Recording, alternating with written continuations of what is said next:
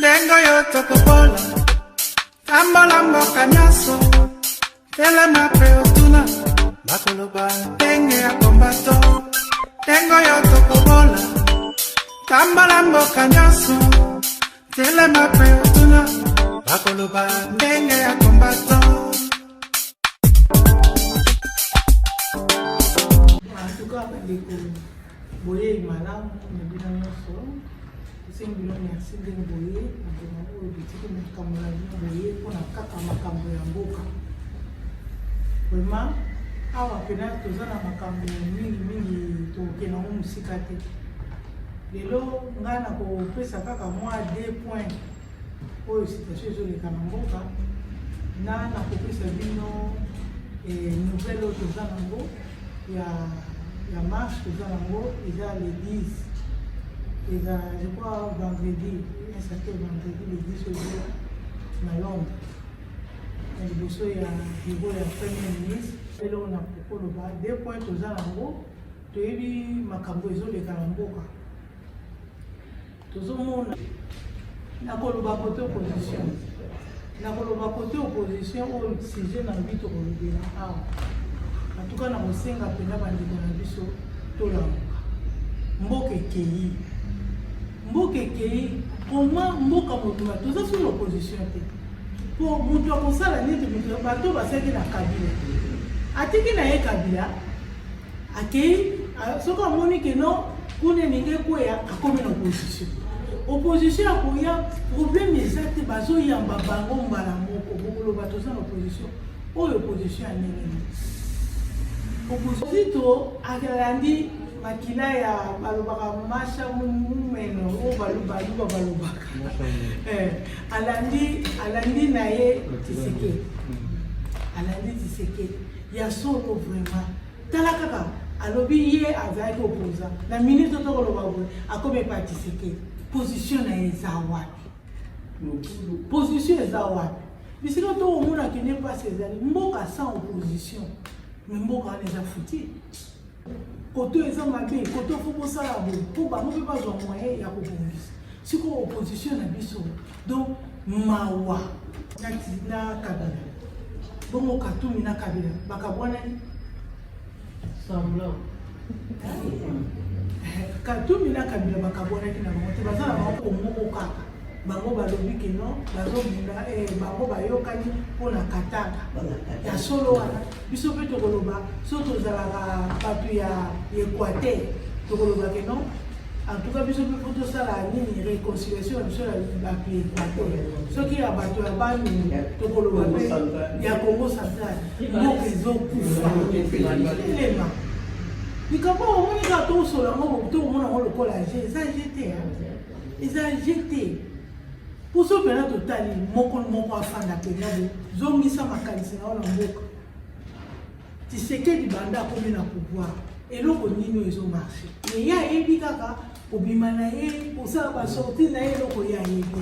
Kati yo ko te mama.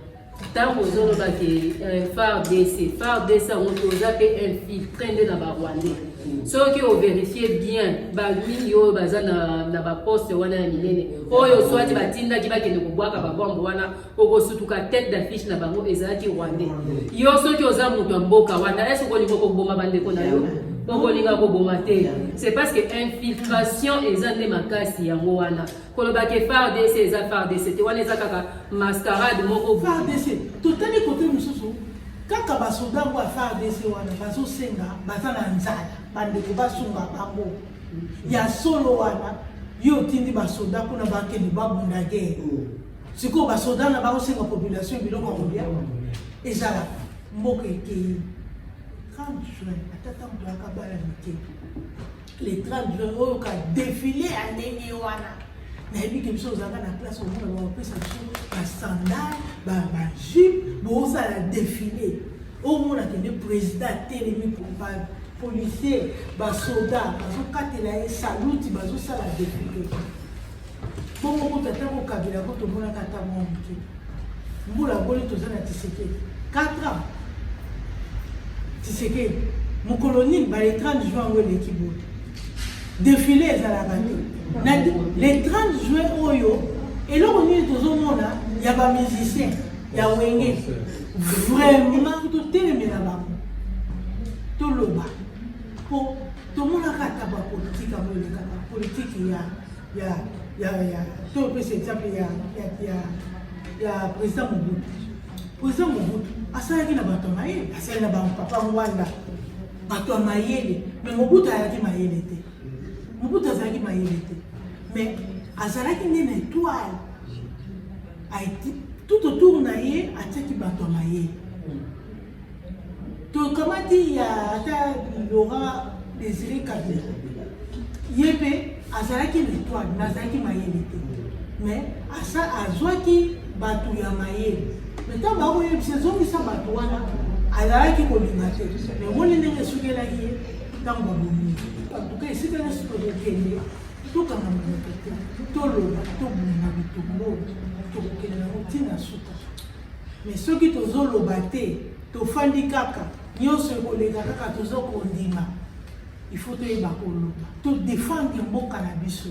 Ndeko kaka ndenge maman présidente ça le dit, il faut tout élément. To leba te, na yebi ke à un moment to se fatigue quoi parce que tozo mona ba résultat vraiment ya bituma na biso te. Nalingi na le bateau lembaté parce que eza une sorte ya buzo ba moko eza vraiment à la tête du pays et tokoki kotika yango et continuer te vu que opposition et comme na disons eza na kutu te quoi et comme na ba aventure ba komi osalisa biso mutu aza à la tête du pays ye moko un grand tribaliste et boye bisangai ba oyo misusu baza à gauche et à droite bango pe bazomona ye moko kutu mokonzi mboka zo sala ngo bongo biso to kosala ngo te pona nini yango bomoni Joseph nana ni Katumbi bake ko sangana o entre guillemets babunda pona Katanga siko biso ba misusu soki to lobi ya biso pe to sangana to bunda pona Équateur et la kisi nini la kisi ke mboka ezokene na division ozomona donc il faut vraiment to meka ko bunda pona mboka wana etika la uni. Il faut que les makato na ba réseaux sociaux na éviter komeka koluka ba stratégie nini ya komeka ko informer ba européens au baza awa ce qui se passe réellement dans notre pays ba tuerie o ezo salama to kanga mino côté to meka koluka mkonzo sukaka atana pikadili to meki to simi ba posta to ke to la kisi ba quand même public et ça la peut informer que il se passe ceci et cela dans le niveau de la RDC. Parce que les médias internationaux ici abandonnent dans le biso. Bango ezala kaka likambo ata ya Ukraine kuto yaki awa kalate awa médias mobimba ya mokili mobimba et publié yango. Mais ba milliers de morts o ezo salama tout le temps. Donc eza likambo moko eza continue quoi, eza sans cesse. Eza ko continuer ko boma batu na kati ya RDC. Génocide wana bami continuer surtout ya bamboka oyo bayebi yango mais personne n'en parle biso moko so to telemite poto lobelango mutu akolobela biso azate quoi yango wana nazobondela bino bana pareko eza moi eloko to tikali nango moi eloko bapesi biso opportunité ya koleka ka koloba ka ko dénoncer to lemba te to continuer ko dénoncer ce qui se passe dans notre pays. Maman, tous abissinios ma congolais bien sûr. Tous les Congolais ont été vivre dans le passé, dans le sens n'engeni. Pour tous les gens qui sont au Congo, ceux qui sont Kabila Zalaka, tous qui bien. Donc comment est-ce que Mouto déjà a même qui bino n'a pas si vous ont réclamé sous Zomo.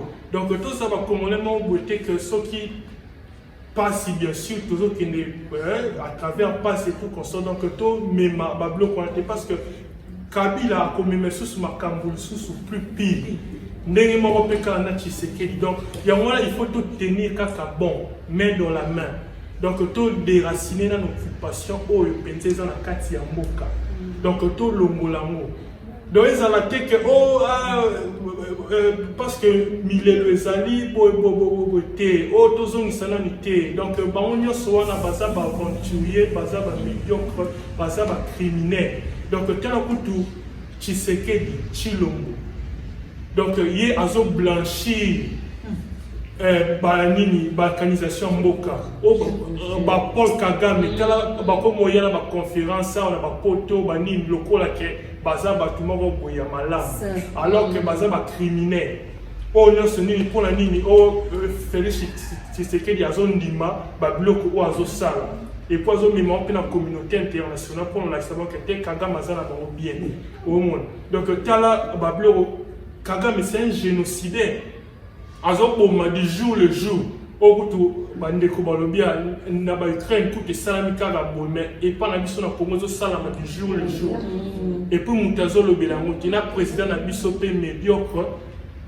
azoloba mpe eloko te na bavideo yango kutu ebimi oyo ya bafardc donc eza kuna mpasi donc kala wana bayebaka te ke ezalaka déjà Rwanda moto asupportaka bagroupe wana M23 omona donc mpona olakisaka ke donc toza na médiocrité moko na kati ya gouvernement wana oyo ezosenga mpenza ke biso moko tobunda mpona tosikola mboka wana donc congolais totelema toyeba devoir oyo tozali na yango donc tolinga te bato moko boye kaka baye bakomi kosakapare na baposition nyonso ya mboka mpo bayebisa biso eloko nini biso efo tosala mpona bandeko na biso bafamille na biso bana na biso donc tolinga eloko wana te donc totelema mpo tobunda mpena mpona mboka wana topase bamessage to se soutenir biso na biso bien sûr tozokende à travers moment moko duré tout consommer tenons bon tenons vraiment bon jusqu'à la fin tokolonga mpenza bitumba oyo est-ce que l'élection libre et transparente esalama déjà na RDC ezalaka te déjà bayokana na bango bavandi oyo avandi alobi te Tshisekedi namoni sikoyo nga nameka nanu kozonga nsima napona nde yo nde kende na yo nde ezala nanu sikoyo nga na kotala ndeni mweni na koki koluka apres nsima naluka nazonga na pouvoir donc wana eza naloba nini batéâtre de chez nous nde bazolakisa biso quoi et puis babiloko wana mpona nga kutu peuple congolais il faut aza na habitude ya koboyikote baélection wana toboyikotaka baélection wana batie bato bakende na élection tokendaka te parce que quelque part soki toke ata 10 ou 20 bakei toza kolégitime pouvoir oyo eza toboyikote baélection wana tokende kovote te babiloko bamascarade wana bazoluka basalisa biso awa bokende même pas quoi wana eza baaventure wana eza batéâtre bazoluka basalisa biso. Mes chers frères et sœurs congolais, je viens de vous l'appeler, je suis venu vous rappeler ce que Papa Ngwanda nous avait dit. On ne parle pas aux élections dans un pays occupé. Il n'y a pas d'élections qui peuvent se faire dans un pays occupé. Levons-nous. Tout sur la caméra, Papa Ngwanda. Tout se soulever. Tout boycotter l'élection Wana.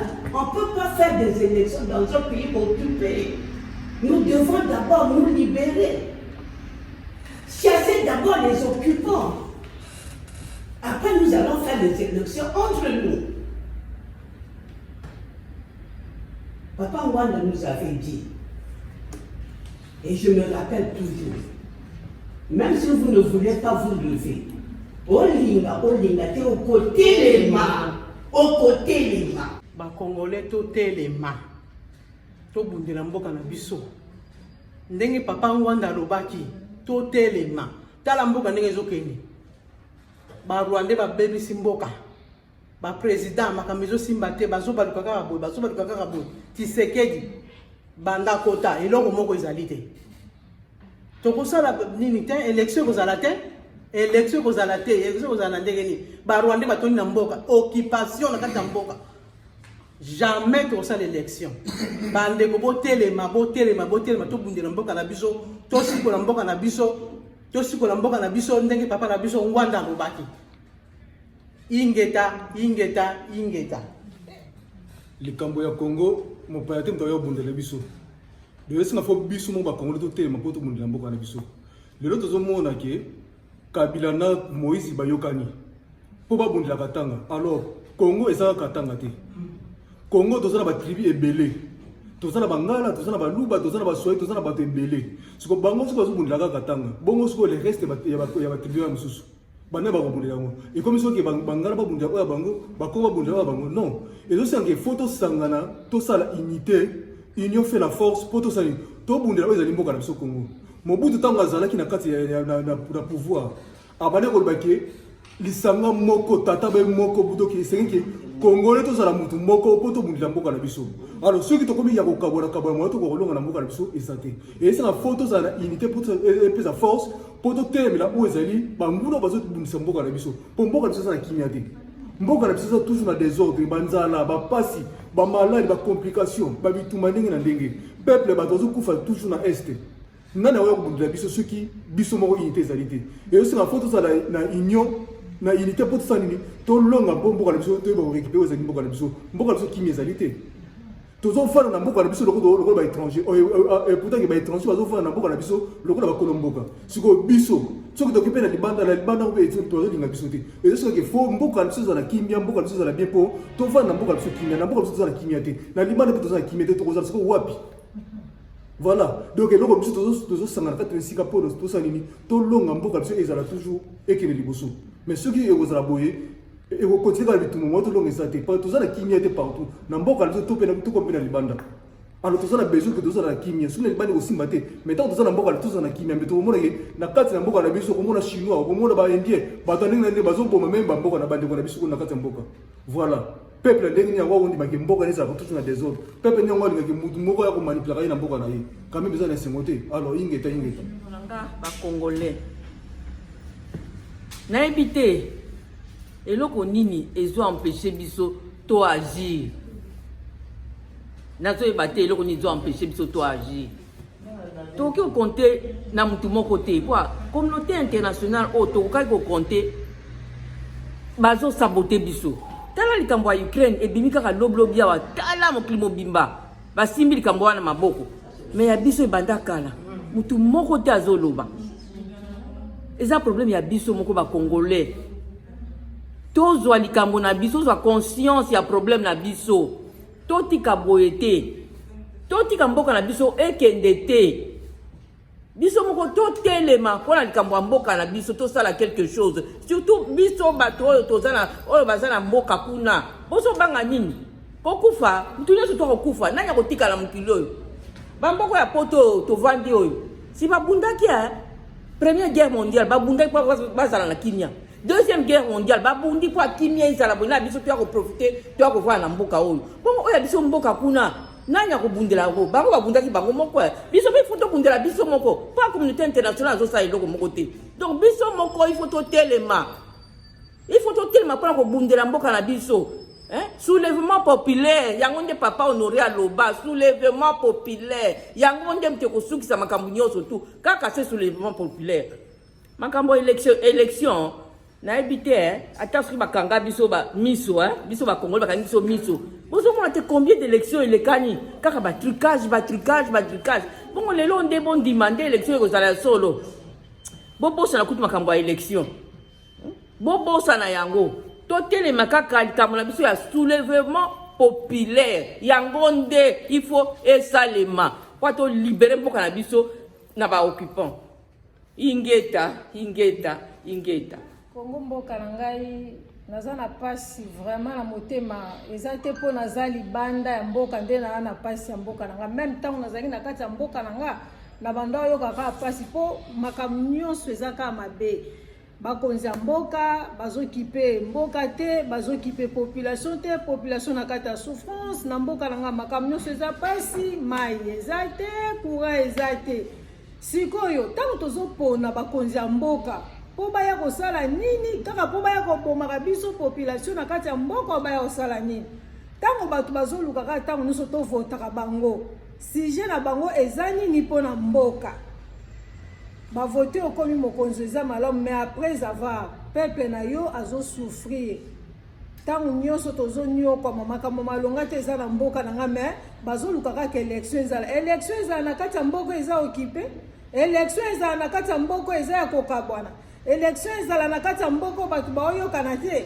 na mboka na nga Congo te eza pasi vraiment population kaka biso bato libanda te meme bino bato boya na mboka totelema tolongola basentima yanga naza moto ekolo boye te tozala biso nyonso bomoko tosangana mpo na mboka na biso tolongwa no na kati ya balkanisation wana tolongwa no na kati ya occupation wana mboka na biso mpe kende liboso Congo mo pays bakonzi ya mboka pona nini bolingi peuple nyokwamaka toujours na kati ya mboka yo obengami mokonzi mozonyokola kaka peuple obengami mokonzi ozanaka ozoluka baintere na yo siko mokolo nini mpe peuple akosepela na yo mokonzi ya mboka mokolo nini